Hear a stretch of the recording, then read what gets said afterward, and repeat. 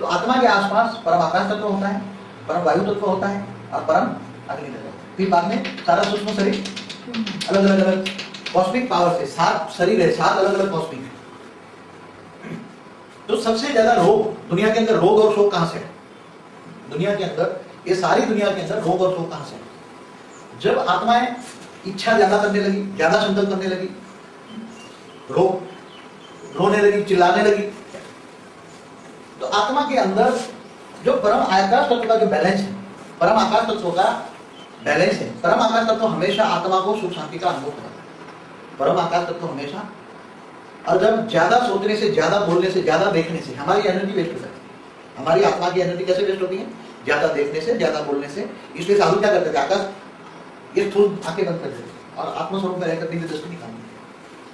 आकाश तत्व, परम आकाश तत्वों में गड़बड़ आने से परम वायु तत्वों में गड़बड़ आई, परम वायु तत्व में गड़बड़ आने से परम अग्नि तत्व में गड़बड़। इसलिए कारण शरीर इसलिए बोला कि संकल्पों के कारण जो शरीर बनता है उसको कारण शरीर बनता है। अब कारण का निवारण क्या है? कारण का निवारण, अगर इस सूक्ष्म शरीर के अंदर, ये सूक्ष्म शरीर, ये कारण शरीर माना परम तत्वों का शरीर, ये परम तत्वों के अंदर डेफिसिट क्यों आई? परम तत्वों में डेफिसिट आने से परम तत्वों का शरीर बना। परम तत्व की मात्रा, ब्रह्मापुरी में परम तत्व की मात्रा क्या हो गई? 50% कम हो गई। इसकी जगह 50% क्यों कम हुई?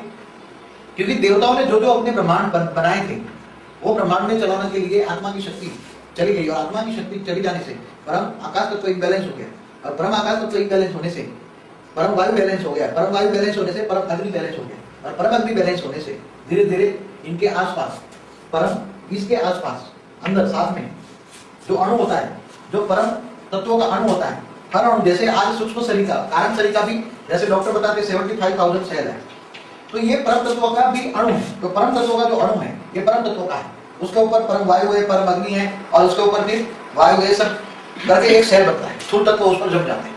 ये स्थूल तत्व है परम तत्वों का कारण।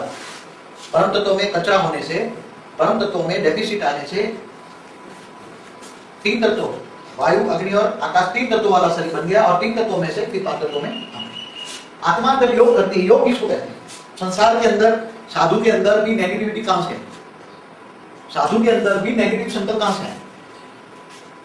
क्योंकि जब आज सारे वायुमंडल के अंदर ब्लैक कॉस्मिक है, जो कॉस्मिक हमारा चैतन्य शक्ति है, जो ब्लैक कॉस्मिक है, सारे वायुमंडल के अंदर ब्लैक कॉस्मिक है। और जब सारे ब्लैक कॉस्मिक है और 1% ही गोल्डन कॉस्मिक है, 1% ही गोल्डन कॉस्मिक है, आज के वायुमंडल के अंदर 1% गोल्डन कॉस्मिक है और 99% नेगेटिव कॉस्मिक है, ब्लैक कॉस्मिक है। इसलिए 100% वायुमंडल गड़बड़ है।